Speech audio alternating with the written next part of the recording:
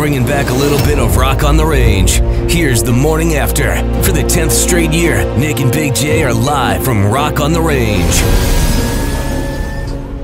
Thank you, Randy. It is the morning after with Nick and Big J live out here at Rock on the Range with Anders from In Flames. Always good to see you, sir. Thank you very much for making some time for us. Welcome back to Rock on the Range. Likewise, boys. Good to be here. Always good to talk to you. You know, you guys have had a busy year, and it's not slowing down anytime soon. Nope. You're getting ready to head back overseas again, back towards Europe, and have a good time there later on this year.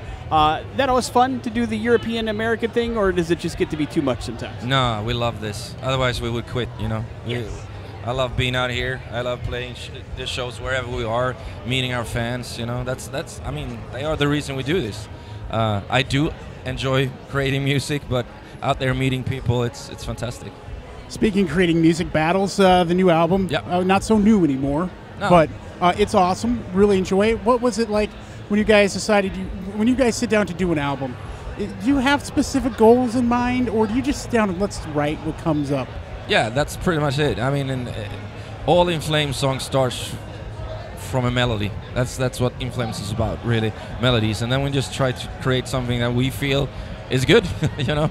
And when we feel it's 100% us, then it's time to release it. And we are pretty lazy in between. We don't really write on the road, so we need to have a date set in the studio, and then we start writing.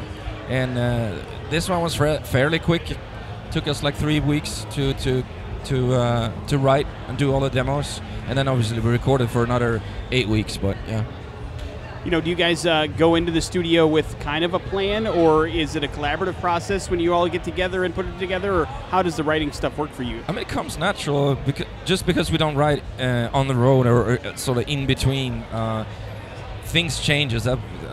We never want to do the same album again, and so it comes very natural because, I mean, things happen in these 2 years or 3 years in between, and then just try to be as good as we possibly can. There's no big plan. I mean, you feel it in your gut if it's right, you know, then record. You've been here to Rock on the Range a couple times already, and some of the other festivals.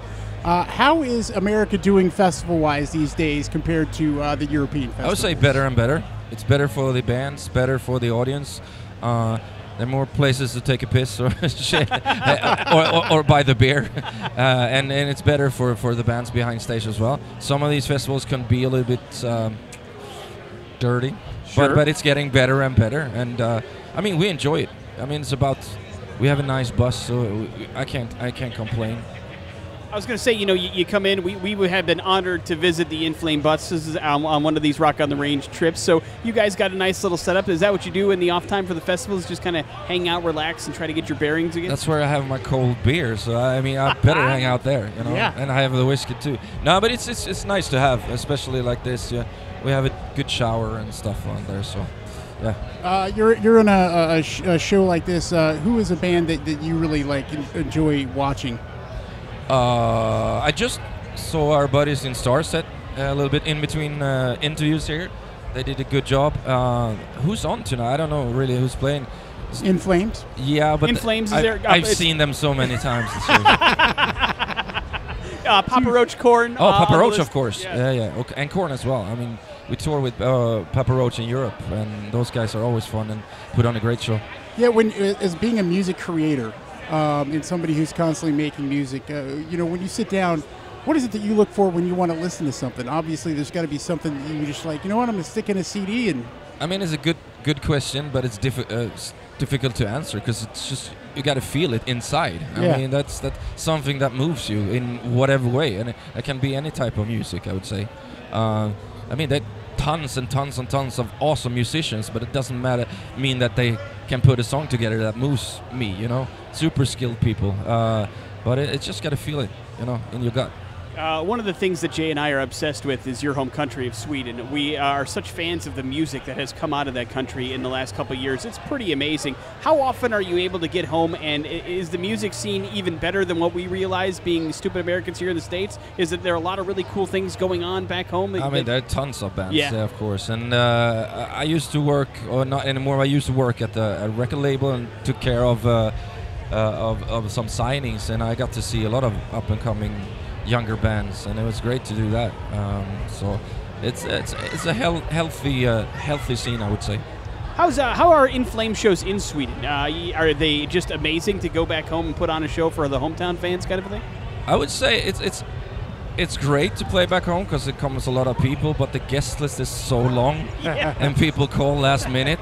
You know, people that you haven't seen in years and years and years, and can I please come to the show? So it's a little bit pressure. I like to be on my own before shows, but now we have, you know, the where we play in Gothenburg, the big indoor arena. That's where I saw all my favorite metal bands when I grew up. So it's amazing that we can play that now, you know, because when you were younger, you were like, maybe one day, but it felt so far-fetched. But you know, here we are, so that's amazing. I will never make the mistake again of missing an In Flames show. So you were in Boise a couple years ago. We did an acoustic set. You came in and did an acoustic set. Yeah. And I wasn't feeling that great. I do mornings. I get up really early, and I'm like, you know, I've seen them. They're going to be great. I know it, but I should probably go home. And I'm sitting there, and I'm like, what the fuck am I doing here? And I started watching In Flames videos and making it worse. And I'm like, and then I live 30 minutes out of town. So I'm like, I was about to leave the house, and I'm like, it's almost over, and I'm never going to do that again. Oh, so you're not going to miss it tonight? No. Oh, good. Yeah, no, it's on the list. We're both going to check out it. And I heard it's moved to 2 hours or something like that. It is. Because of the weather. That's all right, though. We'll be there. And, you know, hopefully we'll get you back around our backyard here soon enough. But you have a fantastic set tonight. Looking forward to checking it out. And we are huge In Flame fans. Thank you guys, and thank you for supporting us. Morning After with Nick and Big J out here at Rock on the Range. We'll check in again here in a few minutes on the X Rocks.